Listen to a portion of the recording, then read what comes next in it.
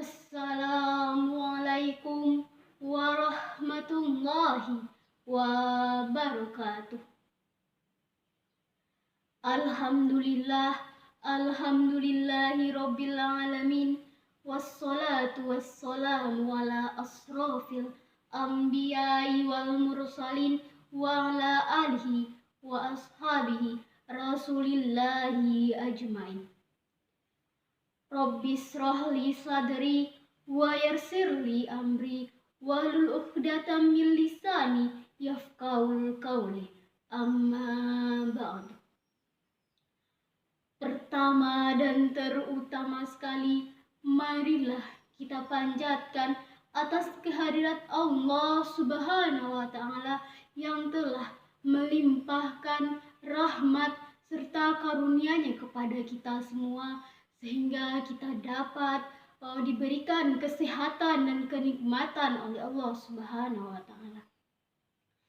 Selawat bersimpulkan salam, tak lupa pula kita hadiahkan kepada pucuk pimpinan umat sedunia yang berbapakan Abdullah, beribukan Siti Aminah, Parit Panji Mekah Madinah, intan berlian di dalam surga, yakninya Nabi besar Mustafa Muhammad Sallallahu Alaihi Wasallam.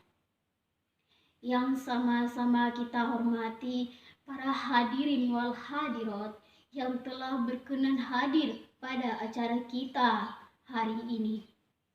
Baiklah, saya tidak akan memperpanjang kata mukadimah, langsung saja masuk ke ceramah singkat saya pada hari ini yang berjudul Akhlak Nabi terhadap non-muslim. Hadirin wal hadirat yang dirahmati oleh Allah Subhanahu wa Ta'ala. Jikalau kita berbicara tentang Rasulullah, apa yang terpikir dalam benak kita? Nah, jikalau kita berbicara tentang Rasulullah, pasti yang terpikir adalah akhlaknya. Akhlak Rasulullah SAW. Bagaimana akhlak Rasulullah SAW?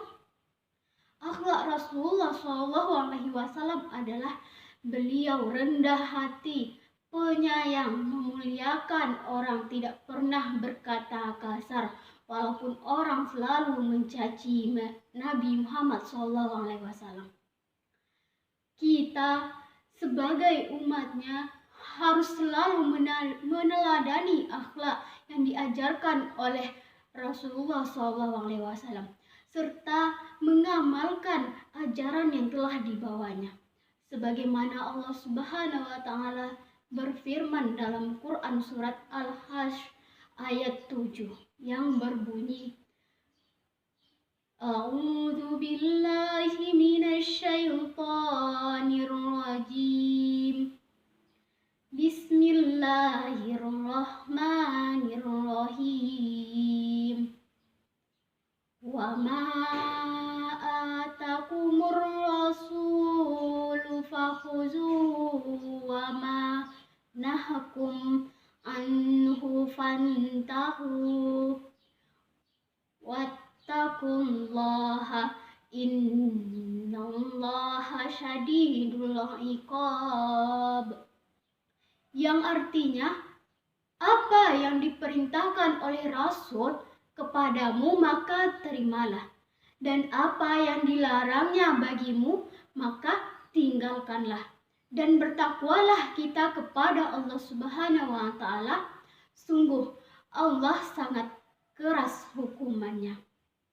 Di sini Allah Subhanahu wa Ta'ala mengutus Rasulullah ke bumi untuk menyempurnakan akhlak umat Nabi Muhammad SAW.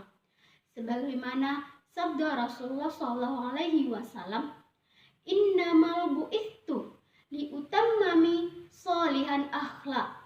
Sesungguhnya aku diutus untuk menyempurnakan kesolehan akhlak. Rasulullah SAW diutus ke bumi oleh Allah Subhanahu wa Ta'ala untuk menyempurnakan akhlak umatnya.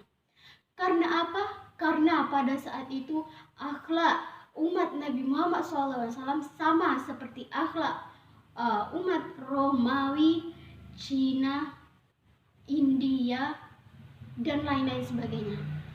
Kenapa bisa dibilang begitu? Hadirin wal hadirat, kenapa bisa dibilang begitu? Seperti akhlak umat Romawi, Yunani. Nah, karena akhlak bangsa Romawi, Yunani, Cina, dan India, mereka menyembah selain Allah Subhanahu wa Ta'ala. Apa yang disembah mereka? Mereka menyembah patung berhala, pepohonan, binatang, dan lain-lain sebagainya. Dan mereka juga tidak mengetahui mana yang halal dan mana yang haram.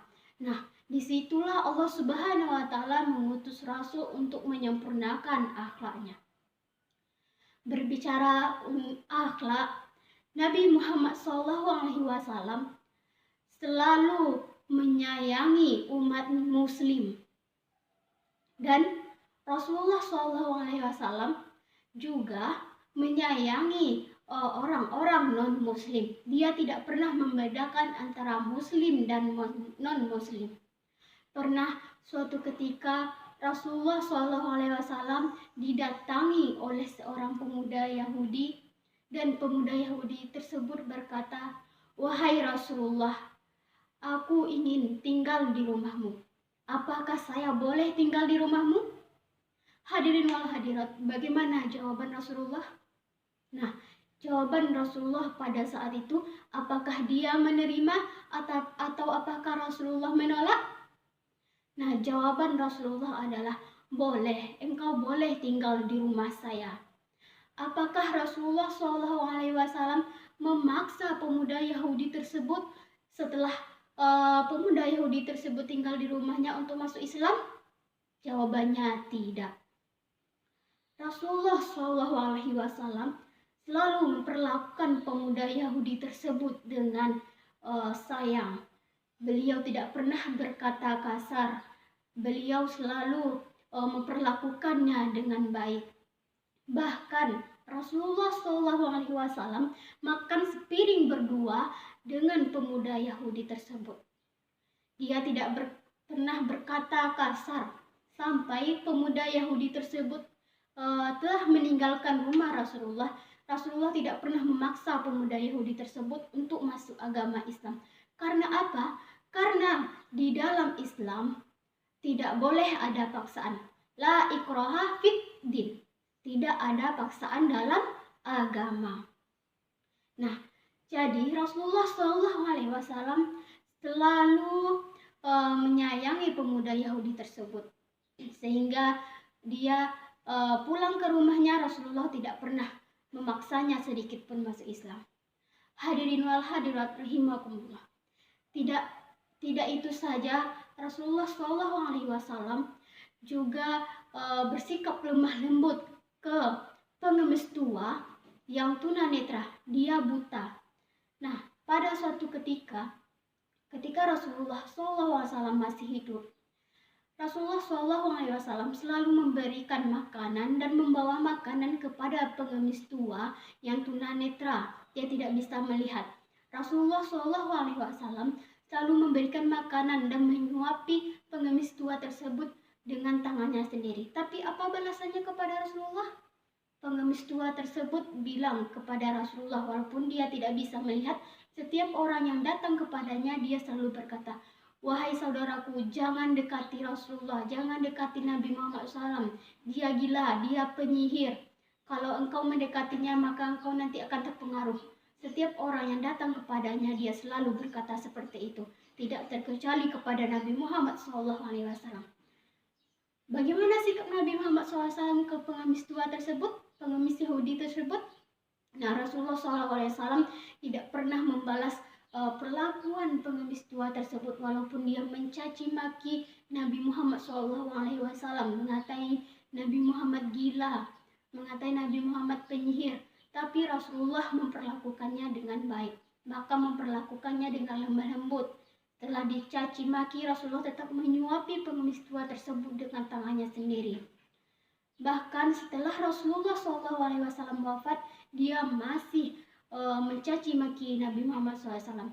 Dan ketika itu datang Abu Bakar As-Siddiq untuk memberikan makanan dan membawakan makanan ke pengemis tua tersebut, karena Abu Bakar As-Siddiq memberikan makanan tersebut menggantikan Rasulullah SAW. Dan pada saat itu pengemis Yahudi tersebut berkata kepada Abu Bakar, "Wahai saudaraku, janganlah engkau dekati Nabi Muhammad SAW, karena dia gila, dia penyihir, nanti engkau akan terpengaruh olehnya."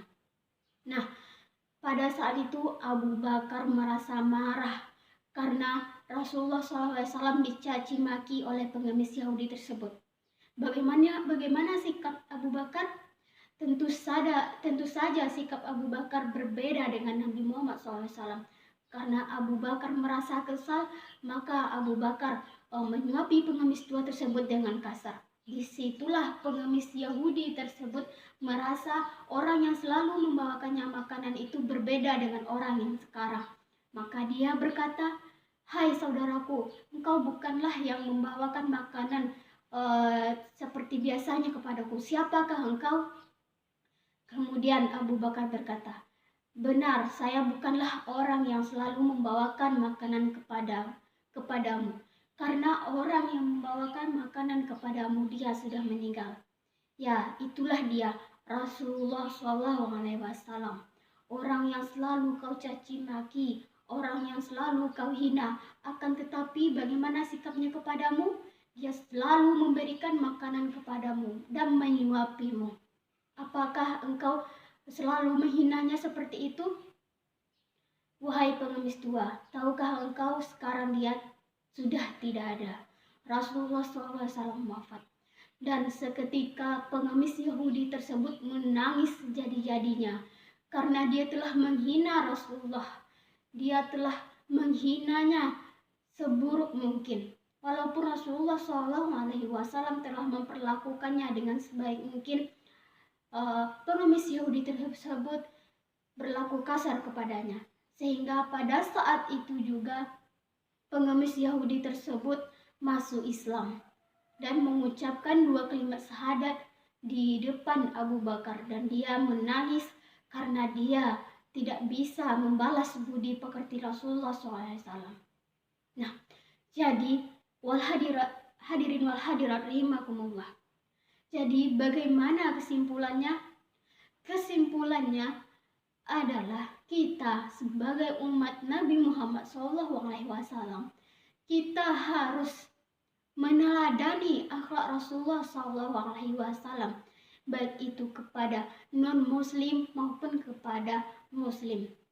Rasulullah SAW mengajarkan kepada kita harus berlaku baik kepada non-muslim. Jangan sekali-sekali kita berperilaku jahat.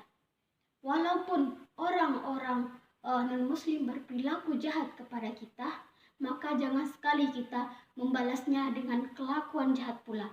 Maka balaslah dengan perlakuan baik.